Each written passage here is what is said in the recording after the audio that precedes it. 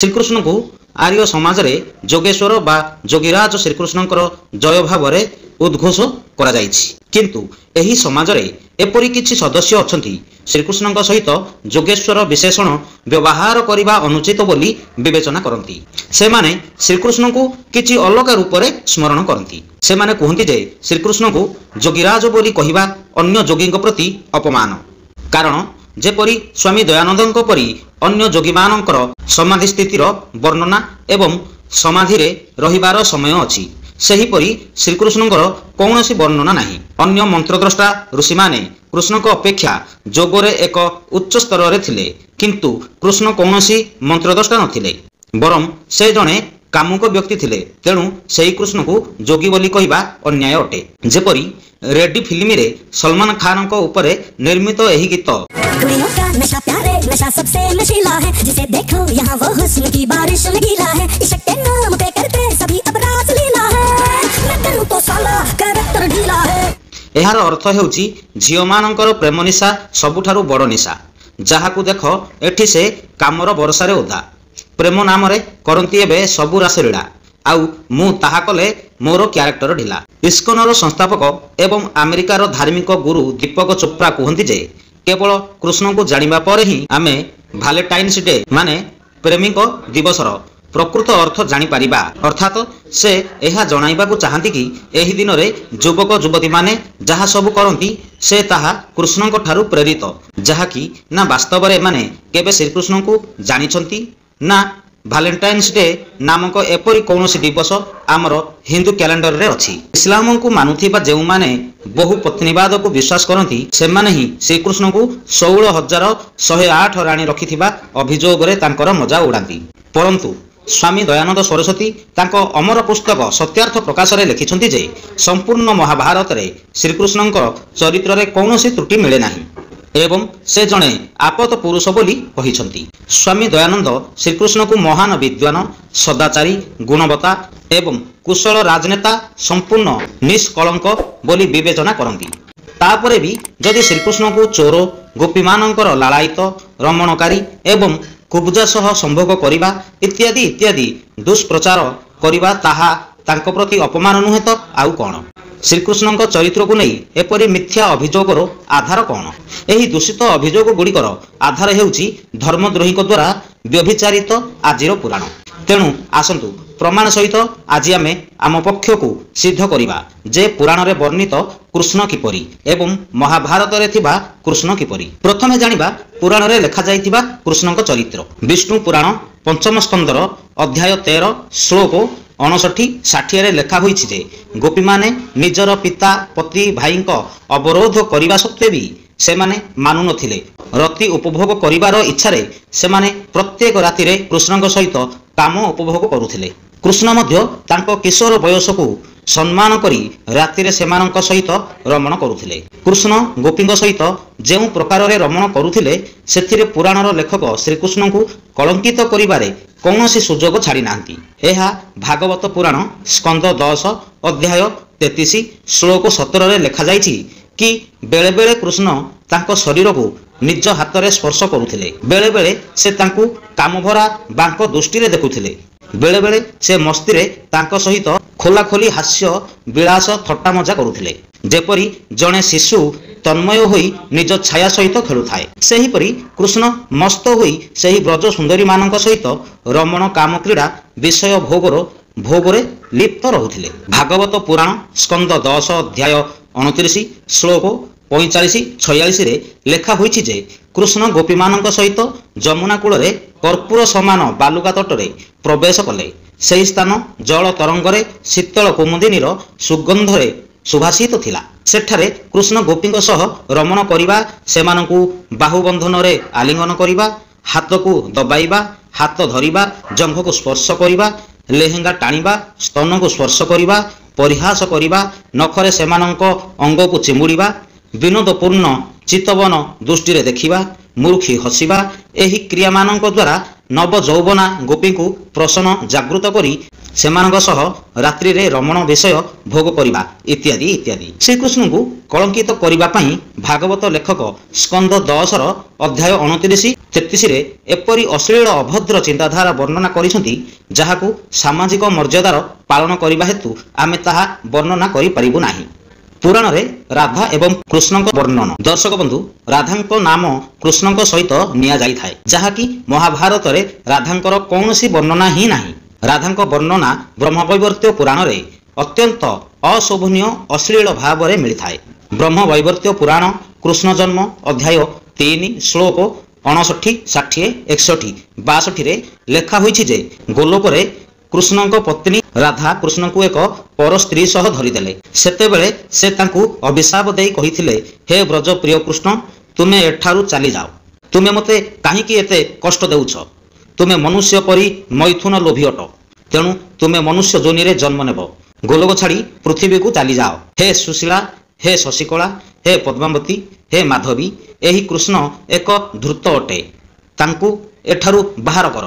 ତାଙ୍କର ଏଠାରେ କୌଣସି କାମ ନାହିଁ। ବ୍ରହ୍ମବୈବର୍ତ୍ୟ ପୁରାଣ କୃଷ୍ଣ ଜନ୍ମ ଅଧ୍ୟାୟ 15ରେ ରାଧାଙ୍କର କୃଷ୍ଣ ସହ ରମଣ କରିବାର ଅତ୍ୟନ୍ତ ଅଶ୍ଳୀଳ ବର୍ଣ୍ଣନା ରହିଛି, ଯାହା ଆମେ ସାମାଜିକ ମର୍ଯ୍ୟାଦା ପାଳନ କରି ଏଠାରେ ବିସ୍ତୃତ ଭାବରେ ବର୍ଣ୍ଣନା କରୁନାହୁଁ। ବ୍ରହ୍ମବୈବର୍ତ୍ୟ ପୁରାଣ କୃଷ୍ଣ ଜନ୍ମ ଖଣ୍ଡ ଅଧ୍ୟାୟ 72ରେ କୃଷ୍ଣ କୁବ୍ଜା ସହ ମୈଥୁନ କରିବାର ମଧ୍ୟ ଅତ୍ୟନ୍ତ ଅଶ୍ଳୀଳ ରୂପରେ ବର୍ଣ୍ଣନା କରାଯାଇଛି। କୃଷ୍ଣଙ୍କ ସହ ରାଧାଙ୍କ ସମ୍ପର୍କ ମଧ୍ୟ ଏତେ ବିଭ୍ରାନ୍ତିକର କରାଯାଇଅଛି ଯେ ରାଧା କୃଷ୍ଣଙ୍କର ମାଇଁ ଥିଲେ ବୋଲି।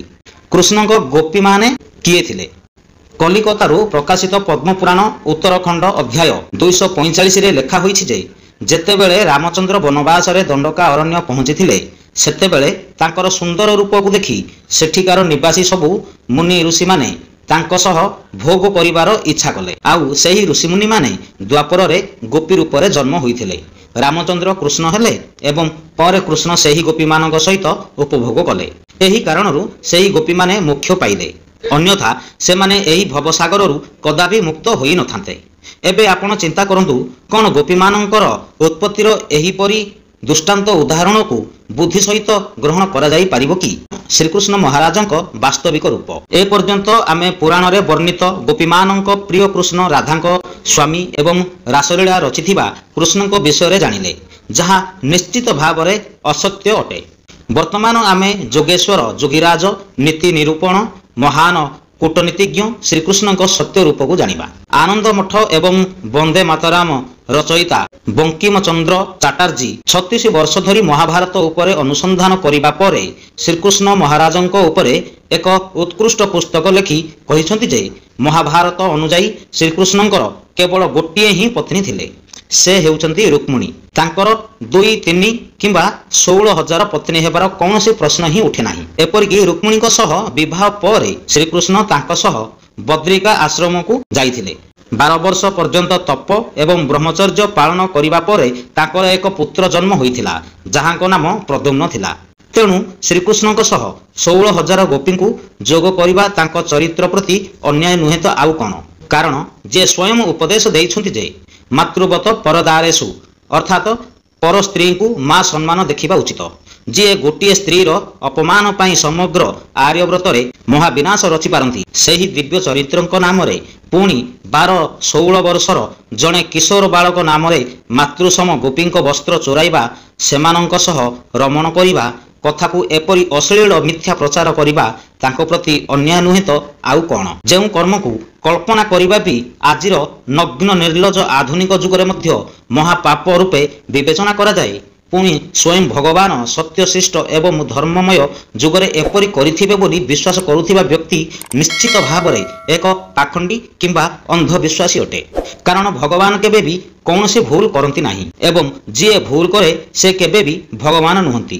ମହାଭାରତର ଶ୍ରୀକୃଷ୍ଣଙ୍କ ପରି ଜଣେ ଅଲୌକିକ ବ୍ୟକ୍ତି ଯିଏ କୌଣସି ପାପ କରିନାହାନ୍ତି ଏବଂ ଯିଏ ଏହି ସମଗ୍ର ପୃଥିବୀରେ ବେଳେ ବେଳେ ଜନ୍ମ ନିଅନ୍ତି, ସେହି ଶ୍ରୀକୃଷ୍ଣଙ୍କ ବିଷୟରେ ସ୍ୱାମୀ ଦୟାନନ୍ଦ ତାଙ୍କର ସତ୍ୟାର୍ଥ ପ୍ରକାଶରେ ସମାନ ବିବୃତ୍ତି ଲେଖିଛନ୍ତି। ଯେପରି ବଙ୍କିମଚନ୍ଦ୍ର କହିଛନ୍ତି, ଯେତେବେଳେ ପାଣ୍ଡବଙ୍କ ଦ୍ୱାରା ରାଜସୂୟ ଯଜ୍ଞ କରାଯାଇଥିଲା, ସେତେବେଳେ ଶ୍ରୀକୃଷ୍ଣଙ୍କୁ ପ୍ରଥମ ଅର୍ଘ୍ୟ ପ୍ରଦାନ କରିବା ପାଇଁ ସବୁଠାରୁ ଉପଯୁକ୍ତ ବ୍ୟକ୍ତି ଭାବରେ ବିବେଚନା କରାଯାଇଥିଲା।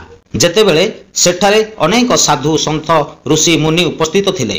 ଏଥିରୁ ଜଣାପଡ଼େ କି ଶ୍ରୀକୃଷ୍ଣଙ୍କ ଶ୍ରେଷ୍ଠତା କେତେ। ଶ୍ରୀକୃଷ୍ଣଙ୍କୁ ଯୋଗେଶ୍ୱର କାହିଁକି କୁହାଯାଏ? ଯେତେବେଳେ ଆମେ ନିଜକୁ ଅର୍ଜୁନଙ୍କ ପରି ସନ୍ଦେହ ଘେରାରେ ପାଇବା, ସେତେବେଳେ କେବଳ ଯୋଗେଶ୍ୱର ଶ୍ରୀକୃଷ୍ଣଙ୍କ ଶବ୍ଦ ଆମକୁ ଏଥିରୁ ବାହାର କରିପାରିବ। ମନୁଷ୍ୟକୁ ଅନ୍ଧକାରରୁ ଆଲୋକକୁ ନେବା ପାଇଁ ହିଁ ସେ ଜନ୍ମ ହୋଇଥିଲେ। ତେଣୁ ଭଗବାନ ଶ୍ରୀକୃଷ୍ଣଙ୍କ ଉପରେ କେହି ଅନାବଶ୍ୟକ ଅଭିଯୋଗ କରିବା ଉଚିତ ନୁହେଁ ଏବଂ ଶ୍ରୀକୃଷ୍ଣଙ୍କ ପ୍ରକୃତ ବ୍ୟକ୍ତିତ୍ୱକୁ ସାଧାରଣ ଲୋକଙ୍କ ନିକଟରେ ଉପସ୍ଥାପନ କରିବା ଉଚିତ। ପୁରାଣକୁ ସମ୍ପୂର୍ଣ୍ଣ ସମୀକ୍ଷା କରି ବେଦ ସମ୍ମତ ତଥ୍ୟ ପ୍ରଚାର କରିବା ଆବଶ୍ୟକ ଅଟେ। ତେବେ ଯାଇ ଏହି ପ୍ରତିବାଦ ବାଦ ବିବାଦରୁ ସାଧାରଣ ଲୋକମାନେ ମୁକ୍ତ ହୋଇପାରିବେ। ଆପଣ ଜାଣନ୍ତି, ପୃଥିବୀରେ ଅନାଚାର ଅତ୍ୟାଚାର ଶେଷ କରିବା ପାଇଁ କୃଷ୍ଣ ଜନ୍ମ ହୋଇଥିଲେ।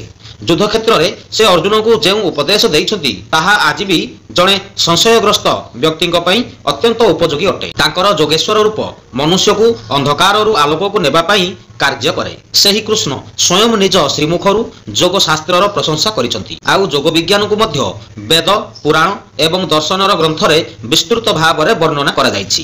ଯୋଗ ଶାସ୍ତ୍ର ଏପରି ମାଧ୍ୟମ ଯାହା ମନୁଷ୍ୟକୁ ଦିବ୍ୟ ଶକ୍ତି ପ୍ରଦାନ କରିପାରେ। ଯୋଗ ଅଭ୍ୟାସ ହେତୁ ସାଧୁ ଓ ମୁନି ଋଷିମାନେ ଅପାର ଶକ୍ତି ପ୍ରାପ୍ତ କରିଛନ୍ତି। ଆଉ ପୁରୁଷୋତ୍ତମ ଶ୍ରୀକୃଷ୍ଣ ବାଲ୍ୟ କାଳରୁ ନିଜ ଧାମ ଯିବା ପର୍ଯ୍ୟନ୍ତ ଏପରି ଚମତ୍କାର ପ୍ରଦର୍ଶନ କରିଥିଲେ ଯେ ସମସ୍ତେ ସର୍ବସମ୍ମତିକ୍ରମେ ତାଙ୍କୁ ଯୋଗେଶ୍ୱର ବୋଲି କହିଥିଲେ। ସଂସାର ଆଗରେ ଯୋଗର ମହତ୍ତ୍ୱକୁ ବ୍ୟାଖ୍ୟା କରିବାର ଉଦ୍ଦେଶ୍ୟରେ ଶ୍ରୀକୃଷ୍ଣ ପାଣ୍ଡବ ଏବଂ କୌରବଙ୍କ ମଧ୍ୟରେ ଯୁଦ୍ଧ ପୂର୍ବରୁ ସନ୍ଦେହଗ୍ରସ୍ତ ଅର୍ଜୁନଙ୍କୁ ଯୋଗାମୃତକୁ ଶ୍ରୀମଦ ଭାଗବତ ଗୀତା ରୂପେ ଯୋଗ କରି ସମଗ୍ର ବିଶ୍ୱରେ ଯୋଗ ଶାସ୍ତ୍ରର ଆଭିମୁଖ୍ୟ ଉପସ୍ଥାପନ କରିଥିଲେ। ଆଜି ବି ଗୀତା ପ୍ରତ୍ୟେକ ମଣିଷ ପାଇଁ ଏକ ମାର୍ଗଦର୍ଶକ ଅଟେ। ଯୋଗେଶ୍ୱର ଶ୍ରୀକୃଷ୍ଣଙ୍କ ମୁଖରୁ ଉତ୍ପନ୍ନ ଶ୍ରୀମଦ ଭଗବତ ଗୀତାରେ ଯୋଗଶାସ୍ତ୍ର ମନ୍ଥନ ଦ୍ୱାରା ଯୋଗାମୃତ 18 ଅଧ୍ୟାୟରେ ବିଭକ୍ତ ହୋଇଛି। ପ୍ରତ୍ୟେକ ଅଧ୍ୟାୟର ନାମ ଯୋଗ ଉପରେ ଆଧାରିତ ଅଟେ। ଯେପରି ପ୍ରଥମ ଅଧ୍ୟାୟର ନାମ ହେଉଛି ଅର୍ଜୁନ ବିଷାଦ ଯୋଗ, ସେହିଭଳି ଯଥାକ୍ରମେ ସାଂଖ୍ୟ ଯୋଗ, କର୍ମ ଯୋଗ, ଜ୍ଞାନ କର୍ମ ସନ୍ନ୍ୟାସ ଯୋଗ, କର୍ମ ସନ୍ନ୍ୟାସ ଯୋଗ, ଆତ୍ମ ସଂୟମ ଯୋଗ, ଜ୍ଞାନ ବିଜ୍ଞାନ ଯୋଗ, ଅକ୍ଷର ବ୍ରହ୍ମ ଯୋଗ, ରାଜବିଦ୍ୟା ରାଜଗୃହ ଯୋଗ, ବିଭୂତି ଯୋଗ, ବିଶ୍ୱରୂପ ଦର୍ଶନ ଯୋଗ, ଭକ୍ତି ଯୋଗ, କ୍ଷେତ୍ରଜ୍ଞ ବିଭାଗ ଯୋଗ, ଗୁଣତ୍ରୟ ବିଭାଗ ଯୋଗ, ପୁରୁଷୋତ୍ତମ ଯୋଗ, ଦେବସୁର ସମ୍ପତ୍ତି ଯୋଗ, ଶ୍ରଦ୍ଧାତ୍ରୟ ବିଭାଗ ଯୋଗ ଏବଂ ମୁଖ୍ୟ ସନ୍ନ୍ୟାସ ଯୋଗ। ଗୀତାର 18 ଅଧ୍ୟାୟରେ ଉଲ୍ଲେଖ କରାଯାଇଥିବା ଯେକୌଣସି ଯୋଗକୁ ଗ୍ରହଣ କରି ଆତ୍ମକଲ୍ୟାଣ ହାସଲ କରାଯାଇପାରେ। ଭାଗବତ ଗୀତାର 2:25ରେ ଭଗବାନ କହିଛନ୍ତି ଯେ ୟୋଗଃ କର୍ମେଷୁ କୁଶଲମ୍, ଅର୍ଥାତ୍ ନିଜ କର୍ମରେ କୁଶଳତା ହିଁ ଯୋଗ ଅଟେ। ଯୋଗୀ ଯାହାଙ୍କ ଧ୍ୟାନ କରନ୍ତି ଏବଂ ଯାହାଙ୍କୁ ସେମାନେ ପାଇବା ପାଇଁ କଠୋର ତପ କରନ୍ତି ସେ ହେଉଛନ୍ତି ଯୋଗେଶ୍ୱର ଶ୍ରୀକୃଷ୍ଣ। କେବଳ ଯୋଗୀମାନେ ନୁହନ୍ତି, ବିଶ୍ୱାସ କରାଯାଏ ଯେ ଦେବତା ତଥା ବ୍ରହ୍ମାଶିବ ମଧ୍ୟ ତାଙ୍କର ସାକ୍ଷାତକାର ପାଇବାକୁ ଉତ୍ସୁକ ଅଟନ୍ତି। ଏହା ଭାଗବତ ମହାପୁରାଣରେ ହିଁ କୁହାଯାଇଛି ଯେ କୃଷ୍ଣସ୍ତୁ ଭଗବାନ ସ୍ୱୟଂ, ଅର୍ଥାତ୍ ଶ୍ରୀକୃଷ୍ଣ ପ୍ରକୃତ ଭଗବାନ ଅଟନ୍ତି। ଏହାର ଅର୍ଥ ଯୋଗେଶ୍ୱର ଭଗବାନ କୃଷ୍ଣ ଅବତାର ନୁହନ୍ତି, ବରଂ ନିଜେ ଭଗବାନ ଅଟନ୍ତି। ପ୍ରସିଦ୍ଧ ସଂସ୍କୃତ କବି ଜୟଦେବ ତାଙ୍କର ଗୀତ ଗୋବିନ୍ଦରେ 10 ଅବତାର ବର୍ଣ୍ଣନା କରି ସେ ସମସ୍ତ ରୂପକୁ ଭଗବାନ ଶ୍ରୀକୃଷ୍ଣଙ୍କ ଅବତାର ବୋଲି ବିବେଚନା କରିଥିଲେ। ପ୍ରକୃତ ଅର୍ଥରେ ଯୋଗେଶ୍ୱର ଏବଂ ଭଗବାନ ପରସ୍ପରର ପର୍ଯ୍ୟବଚୀ ଶବ୍ଦ ଅଟେ। ଶ୍ରୀମଦ ଭଗବତ ଗୀତାର ଅନ୍ତିମ ସିଦ୍ଧାନ୍ତ ହେଉଛି ୟତ୍ର ଯୋଗେଶ୍ୱରଃ କୃଷ୍ଣ ୟତ୍ର ପାର୍ଥୋ ଧନୁର୍ଧରଃ ୟତ୍ର ଶ୍ରୀବୀର୍ଜୟୋ ଭୂତି ଧ୍ରୁବା ନୀତିର୍ମତିର୍ମମ।